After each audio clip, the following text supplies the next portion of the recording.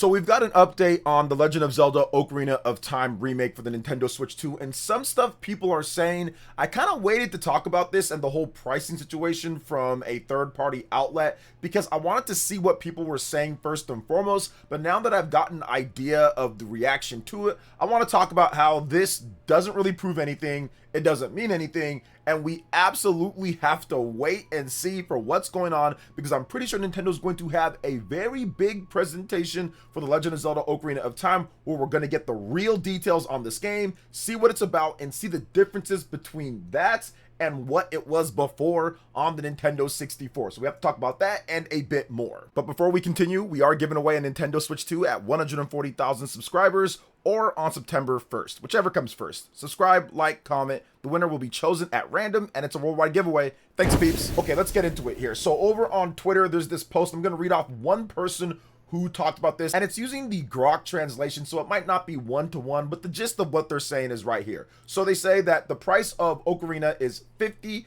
for digital and 60 for physical, same as Star Fox. So we'll get it for 50 in physical at Media Markt and the like. This pretty much confirms it's a one-to-one remake, which makes me very happy because I don't want a reimagining of a game that's already perfect. So there's a couple problems with this. One, first and foremost, there's no way this site already knows the MSRP for this game before anywhere else. Like, there's just no way that's already a thing. Nintendo has not given the prices to retailers. Retailers sometimes just put placeholders. They want to get their systems and everything's ready. They want to get their system and their everything ready for the game. So therefore they just put in just a price. Sometimes it can be 80, sometimes it can be 70, sometimes it can even be more than that. We saw placeholders for, I think, Pokemon Winds and Waves at 80. We don't know if it's going to be that. There is no official price given to any of these retailers. So please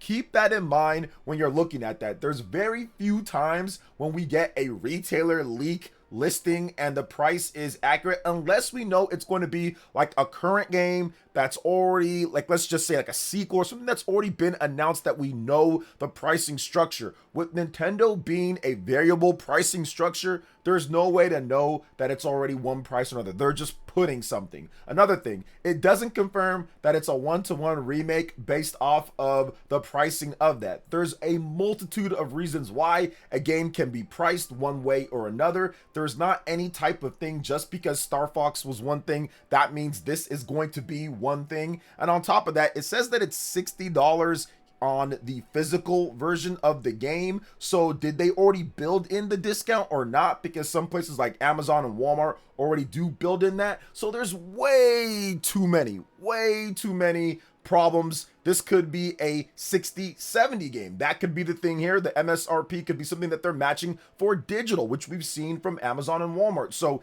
it's way too early to start saying and comparing it to Star Fox or saying that it's a reimagining or saying that it's anything. All we can go off of is what Nintendo's going to reveal when they actually reveal the game, which I do think it's coming up. We're already in July. We're going to get into August here, and I would not be shocked if we have some type of Zelda 40th anniversary in August or a 40th anniversary situation in September with the Nintendo Direct. We're already moving along here for the year. The game is dropping this year. That is their big holiday title. There's no way that game isn't making 2026. So I don't want to hype this game up as some type of massive, huge remake to the point to where it completely drastically changes everything in the game. I'm not saying that. What I'm saying, based off of the description that we've got for it when it comes to that leaked description, or not even leaked, just that put up description, then remove stunning graphics, timeless gameplay, updated designs. That's what Nintendo said about the game. So that could mean a multitude of things.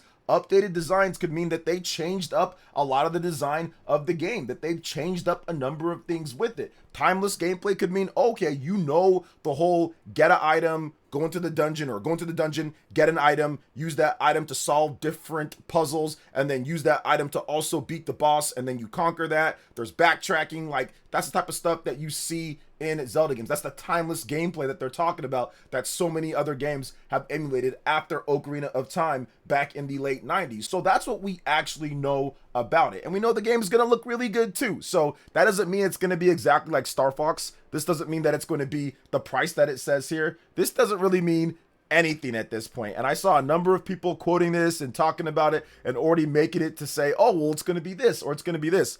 Guys, this is a placeholder. There's no way that they know the price of it. It could be an 80-70 game. It could be a 70-60 game. It could be this. We just don't know. But there's no way to know that it's like Star Fox or that it's the same thing or it's exactly like this based off of anything, especially based off of what Nintendo already stated before they removed that passage from the online, before they removed that passage from the Legend of Zelda Ocarina of Time remake page that they have on the official Nintendo.com website. So we got to just wait, guys. I know people don't like to hear that as much. People want answers right away, but I'm telling you, they are coming up here. But what isn't coming up is 60 frames per second for Rise of the Tomb Raider on the Nintendo Switch 2, because the developers behind it say that they couldn't run the game at that without some serious compromises. Asper had this to say, quote, "Yes, we spent months trying to get the game to run consistently at 60 frames per second. We heard players' feedback on the Tomb Raider Definitive Edition release regarding the sacrifice of visual fidelity in favor of better performance, so we wanted to make sure Rise of the Tomb Raider was the best version of the game we could possibly get on Switch 2. Despite its age, Rise of the Tomb Raider is a much more GPU-heavy game than its predecessor. As a result, it couldn't run at 60 frames per second without serious compromises that would have frustrated players." So I'm guessing it would have looked like complete trash when it comes to the game, or it would have been a very inconsistent 60 FPS. And yes, Rise of the Tomb Raider is a very graphics heavy game, but I will say this, I do think the code and what they were using and the amount of time that they had, because they said they had months, I think that they probably ran out of time, and also the experience with the system was probably bogging them down, because from what I understand, this game does run at 60 frames per second, I think on PlayStation 4 Pro. So if it's optimized for a platform and if they have the time for a platform that they're running on, I'm pretty sure they could have got it at 60, because the PS4 Pro CPU is not very good. And I get they said it's more GPU dependent, but you do have the DLSS, you do have other things that are significantly better than the PlayStation 4 Pro and the PlayStation 4 just in general on the Nintendo Switch 2. Now, I don't want to act like I'm some type of developer and I know better than them, because I don't. They definitely know, so I'm not sitting here and saying their concerns or what they were trying to do weren't valid or anything. The problem is that we just have games that are just as graphically intense or even more graphically intense that are at 60 frames per second on the Nintendo Switch 2, because the developers maybe have more time or a bit more experience with Nintendo hardware or something, right? So it's one of those things where I look at some of the other games, or even some of the titles that have a 40 FPS mode like Cyberpunk. That game is very graphically intense. It's an open world game, which Rise of the Tomb Raider is not, and that game has a 40 FPS mode and looks better when it comes to the game, just because, I mean, obviously it's a bigger game, but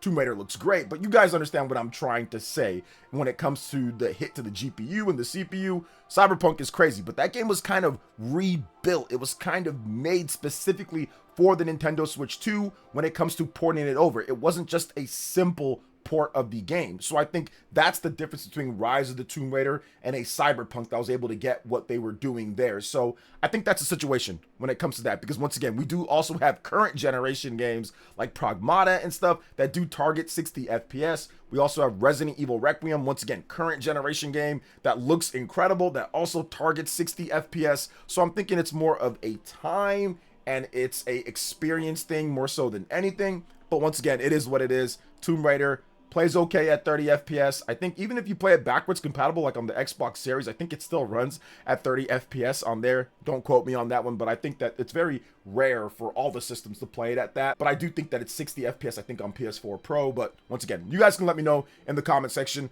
how it runs and plays and all that. I did buy it because I do want to support Tomb Raider. I do want to support big AAA titles on the Nintendo Switch 2. Whether I'll play much of it or not, I just kind of wanted to support them, and it was a good price. But let's talk about a game that is going to run at 60 FPS on the Nintendo Switch 2, but it shouldn't be a surprise because Orbitals definitely is not the most graphically intense game out there, but it's one of the most visually striking games out there because it has an old school retro aesthetic 80s anime style. If you like Vampire Hunter D or Mobile Suit Gundam, anime styles like that, it very much looks like that. Maybe even a tint of the early 90s, but definitely 80s inspired. And the reason why I'm talking about this game is because the developers behind it are one awesome. Shape Farm, they've done a great job. I want to continue to promote the developers that actually do their due diligence, the developers and the publishers that make sure that we get full physical on-cart games. Don't get me wrong, I get it. Not everybody's going to be able to have that. Like, for example, Star Wars Outlaws, the Snowdrop engine, the streaming assets for a big open world game. That's going to be tougher. They explain themselves. But for games like this, and for a lot of other games that are out there on the market, developers don't want to spend that money on the cartridge. I think you should. And let me tell you the reasons why this is a great deal when it comes to Orbitals on the Nintendo Switch 2. This game has all sorts of cool features packed into it. It's one full, real, physical on-cart. That's one thing that's awesome, and I talked about this on my Twitter. Number two, it's $40 on Amazon, so you're getting that $10 off. It would normally be $50, but if you do it pre-order, it's going to be $40 for the game, so that's awesome too. Now, the digital version is $40, I think. Yeah, the digital version is $40 of the game, but you can get it for the same price if you go on Amazon, and I think maybe Walmart, but I know for sure Amazon. I pre-ordered it from there. Once again, 80s anime-inspired graphics. It looks cool. It looks like it's going to be a ton of fun, and I'm looking forward to checking it out. Like, honestly, it looks super cool. I like the 80s anime style. It's got cool co-op gameplay, and the coolest thing about this is that there's a couple different things that it supports. It supports, I think, Game Share. It supports Game Share Online, and you only need one copy of the game because this is a co-op experience game. So this game, it is built for co-op. You can only play it co-op, but even if you buy the game, that doesn't mean you have to find somebody else that has bought the game. Once again, online Game Share, you can team up with a buddy and you guys can play through the game. So it really makes it very easy to be able to play multiplayer with a friend. So think kind of like Split Fiction. Remember Split Fiction or It Takes Two? Games like this that are truly built around the co-op feature, and they make it easier than ever to hop in for co-op gameplay. So I love that, and I don't think both people need to have the NSO to play online. I think you'll easily be able to just play right then and there if only one person has it or the person who's game sharing has it. So no problem there. The game officially launches on September 3rd, which it is a packed month. We just got the announcement of Onimusha, Way of the Sword. That has been moved up to September 4th. So there's a lot of games. We've got Wolverine, we've got Fire Emblem, we've got Trails in the Sky. There's just game after game after game after game in September. So I'm definitely going to be picking what games I play very carefully. I know once Fire Emblem comes out on the 17th, I'm not playing anything else. So I'll play Orbitals before then. I'll play Onimusha before then. But when Fire Emblem drops, the day that it drops, bro, I am out. I am out, and I am dropping everything for Fire Emblem Fortune's Weep. So I think that will give me enough time to actually play through Orbitals on the Nintendo Switch 2. I don't think it's going to be a super long game, but I think it's going to be a game that's really fun and has replay value. And once again, full on-cart physical. The developers behind this game, at least the social media, they're super cool. They're responding to other people. People are posting their pre-orders for the game from Amazon and different places, and they're giving hearts and happy faces and all sorts of stuff. So these people, they're doing a great job. They're doing a great job, and I bet they're a bit worried about the launch of the game because of how many other games are coming out in September. So if you've got $40 extra to spend, and it's convenient for you, and if you want to help them out, once again, this is not a paid advertisement too. I just really like what Orbitals is doing, and I like the fact that we're getting a third-party exclusive game built for the Nintendo Switch 2 within the first year or so of the system's life, full on cartridge, no game key card stuff. That is something worth promoting without any type of advertisement or anything or any type of fee. I think that these devs are doing a great job. Shape Farm, I think it's their debut game out of Japan. They're doing just something that I think a lot of developers obviously did not want to do on the Switch 2. But if this is successful, I think we're going to see more mid-sized AA indie developers say, okay, we can build something specifically for the Nintendo Switch 2. We can take the chance on the cartridge. They're going to go out there and support it if we make something special. So I want to support that. I think it's great. Shout out to the Orbitals developers, and I hope that they have success with their game because they are riding high off of the situation here.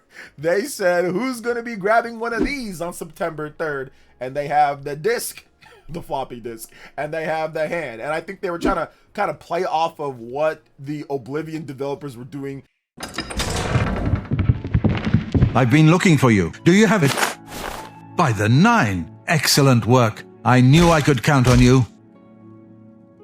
The day that the news dropped that Sony was dropping physical games in January 2028. I think it was just a coincidence with the Oblivion developers, but they also wanted to kind of promote their game a bit and say, wait a minute, hold up. We've got this too. It's full on-cart physical, and they're responding to everybody. So this is just good. Nothing bad can come from this. Only good. And I hope this turns into a franchise. This could be pretty cool if we get more games from them in this style and they can invest more into this type of game on the Nintendo Switch 2. So what do you think when it comes to everything that we talked about here? A lot of discussion and topics. Let me know in the comment section below. All right, peeps, that wraps it up for this video here. Thank you so much for watching. I do appreciate it. Please make sure you hit that like button, subscribe if you are someone new, click that notification bell, and check out my other Nintendo Switch 2 RPG content and more right here on screen. Thanks for watching, and we'll catch you for the next one. Peace.